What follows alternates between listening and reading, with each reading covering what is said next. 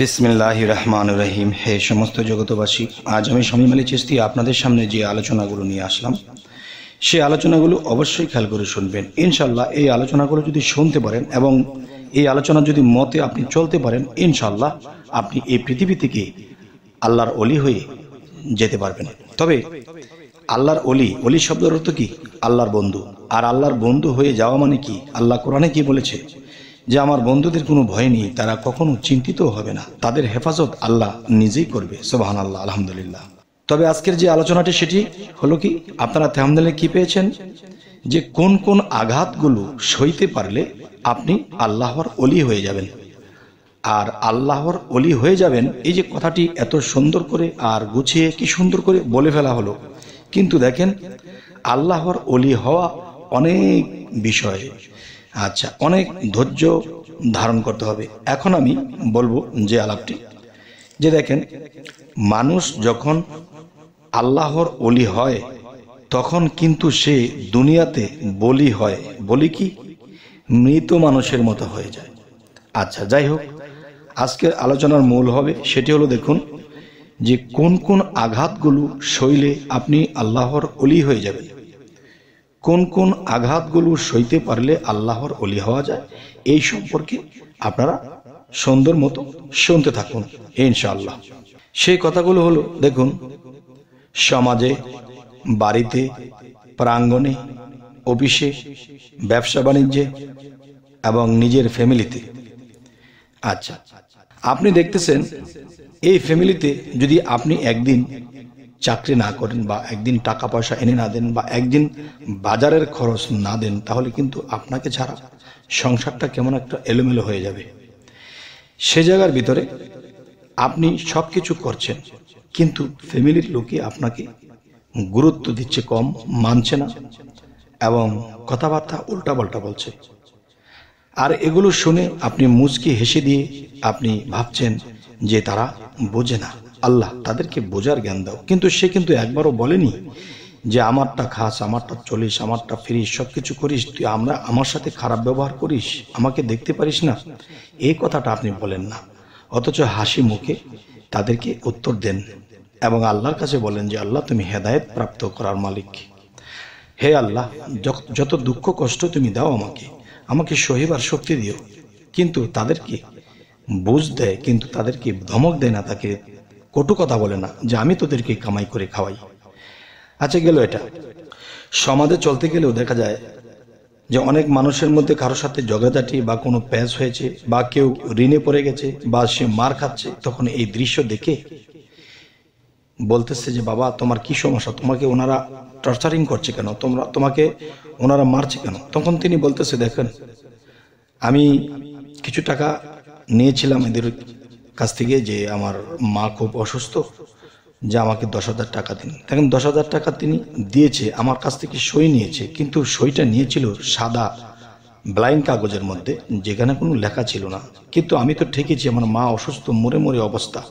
তখন এদের কাছ থেকে 10,000 টাকা নিয়ে আমি কি করলাম, যে এদের কাছ থেকে 10,000 টাকা নিয়ে আমি আমার মায়ের চিকিৎসা করালাম।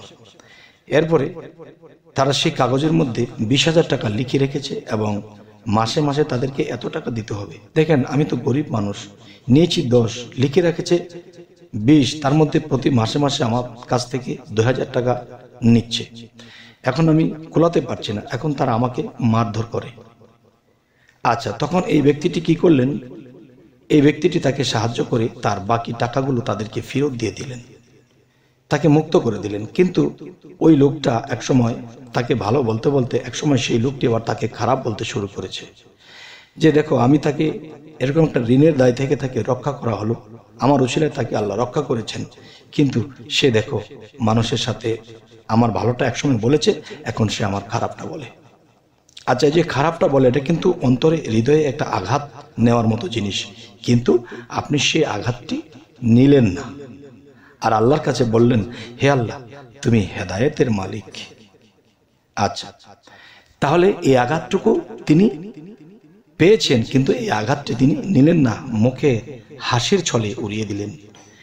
এরপরে তার অফিসে আদালতে তিনি কিন্তু একটা যথেষ্ট ইবাদতকারী, তার অফিসে আদালতে সে যখন যায় তখন ফাইলের বিষয় বা কোনো একটা বিষয় তাকে দোষী সাব্যস্ত করা হয়, যেই ফাইল তিনি হাতেই ধরেননি অথচ তার ওখানে নিয়ে রেখেছে, এবং বড় বড় অফিসাররা তাকে অপদস্থ করেছে এবং তাকে সাসপেন্ড করে দেবে, এমন কিছু আলোচনাও করতেছে। তখনও বলে আল্লাহ তারা বোঝে না, তাদেরকে বোঝার শক্তি দাও। কিন্তু তাদেরকে মারতেও যায় না, তাদেরকে হয়তো এতটুকু বলেছে, বাবা আমি কি অপরাধ করেছি বাবা, আমার ফাইলটাকে আমার চেম্বারে কেন নিয়ে রেখেছেন, ওই ফাইলটা তো আমার নয়, ওটা তো অন্য কারো, এটা আমার এখানে রেখে এখানে আমাকে দোষী সাব্যস্ত করছেন কেন, আমাকে ক্ষমা করবেন হয়তো যদি কোথাও ভুল হয়ে থাকে। আর মনে মনে বলে আল্লাহ তুমি তাদেরকে হেদায়েত দান করো। তো এরকম তিনি যখন একজন মুর্শিদের কাছে গিয়েছেন, মুর্শিদ যখন তাকে সাধনা দিয়েছেন, সে সাধনা করতে করতে হালচাল যখন এরকম হয়ে যায়, তখন দেখা যায় যে লোকটাকে পাগল পাগল লাগে, কারণ সে তো আল্লাহর প্রেমে বিভোর হয়ে গেছে, সে তো আল্লাহর সাধনা করে, আমল করে, তখন তার নাওয়া খাওয়া গোসল ঠিক থাকে না। তখন মানুষ তাকে আঘাত করে কথা বলে, ভণ্ড বলে, কোথায় গিয়েছিস, কোন ভণ্ডের কাছে গিয়েছিস, এখন দেখতে তোকে ভণ্ডের মতো দেখা যায়, তুই তো ভণ্ড হয়ে গেছিস। তো এরকম অবস্থা অবদস্থ করে, তখন সে একটা কথাই বলে, আল্লাহ তুমি তাদেরকে হেদায়েত দান করো, আল্লাহ তুমি হেদায়েতের মালিক, আমাকে তারা যা কিছু বলছে তারা বুঝতেছে না। আচ্ছা, তাহলে এই ভূমিকাগুলো কার? এই ভূমিকাগুলো ছিল রাসূলের।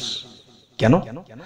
আল্লাহ যখন বলেছে হে মোহাম্মদ তুমি বলো, তুমি বললে আমি তায়েববাসীকে উল্টিয়ে দেব, তখন আল্লাহকে বলতেছে আল্লাহ তুমি রাগ করো না, আল্লাহ তাদেরকে যদি উল্টিয়ে দেওয়া হয়, তারা যদি মৃত্যুবরণ করে, তাহলে আমি হেদায়েতের পথে কাদেরকে ডাকব? তাহলে বোঝা গেল এই লোকটি রাসূলের দায়িত্ব নিয়েছে, রাসূলের যে কথা, রাসূলের যে ব্যবহার, যে চরিত্র, সেই চরিত্রগুলো তার মধ্যে এসে গেছে। তাহলে রাসূলকে যদি আল্লাহ বন্ধু বলে ডেকে থাকে, তাহলে এই ব্যক্তির মধ্যে যে রাসূলের চরিত্র এসে গেছে, এখন এই ব্যক্তিটিকে আল্লাহ কি বলবে? তখন এই লোকটি জায়গায় জায়গায় হোঁচট খাচ্ছে, জায়গায় জায়গায় অপদস্থ হচ্ছে, জায়গায় জায়গায় এরকম হচ্ছে, কিন্তু সে চোখের পানি ধরে রাখার চেষ্টা করে, কিন্তু পারে না, চোখের পানি পরে আর বলে আল্লাহ তুমি এদেরকে হেদায়েত দান করার মালিক। এরকম কিছু বলতে বলতে বলতে বলতে একটা সময় আল্লাহর মায়া লেগে গেছে। আল্লাহ বলতেছে হে বান্দা, তুমি কি আর বান্দা আছো? তুমি তো আমার রাসূলের চরিত্র গঠন করেছো, তুমি তো আমার বন্ধুতে পরিণত হয়েছ। তখন আল্লাহ এই বান্দাকে দেখে কেঁদে দেয়, আরে হে জগতবাসী, জগতের সকলেই তো নবীর জন্য কাঁদে, আল্লাহর জন্য কাঁদে। আরে আল্লাহ কার জন্য কাঁদে? আল্লাহ তার জন্য কাঁদে যখন দেখে আমার সৃষ্টি রক্ষার জন্য আমার যদি রাগ উঠে যায়, সৃষ্টিকে ধ্বংস করে দেব, তখন আমার রাসূল আমাকে ফিরিয়েছে, হে আল্লাহ এদেরকে ধ্বংস করে দিলে আমি হেদায়েতের পথে কাকে আনবো? কিন্তু এই লোকটির মধ্যে এই চরিত্র পাওয়া গেছে, সেই চরিত্রটি হলো আমার রাসূলের চরিত্র, যেই রাসূলকে আমি দোস্ত বলেছি, তাহলে রাসূলের চরিত্র যে গঠন করলো সেই তো আমার দোস্ত, সেই তো আমার বন্ধু। তবে হে সমস্ত জগতবাসী, আমি যে কথাগুলো আপনাদেরকে বলছি, কথাগুলো কি আপনাদের ভালো লাগছে না খারাপ লাগছে? অবশ্যই কিন্তু আমাদেরকে কমেন্টের মাধ্যমে জানাবেন। দেখুন হে সমস্ত জগতবাসী, আমি এই চ্যানেলগুলো খুলেছি এই কারণেই, মানুষ যেন সত্য দিশারি পায়, সত্যের দিকে আসে। আর আমার জন্য অবশ্যই দোয়া করবেন, আমি যে পথে আছি সৎ পথে আছি ইনশাআল্লাহ, এই সৎ পথে যেন মৃত্যুর আগ পর্যন্ত অটল থাকতে পারি। তবে হে সমস্ত জগতবাসী, যদি আমার এই আলোচনাগুলো ইউটিউবে শুনে থাকেন অবশ্যই সাবস্ক্রাইব করবেন, যদি ফেসবুকে শুনে থাকেন তো অবশ্যই আপনারা এটাকে ফলো করে রাখবেন, যাতে পরবর্তীতে আলোচনা দিলে যেন আপনাদের কাছে পৌঁছায়। সকলে ভালো থাকবেন, আল্লাহ হাফেজ।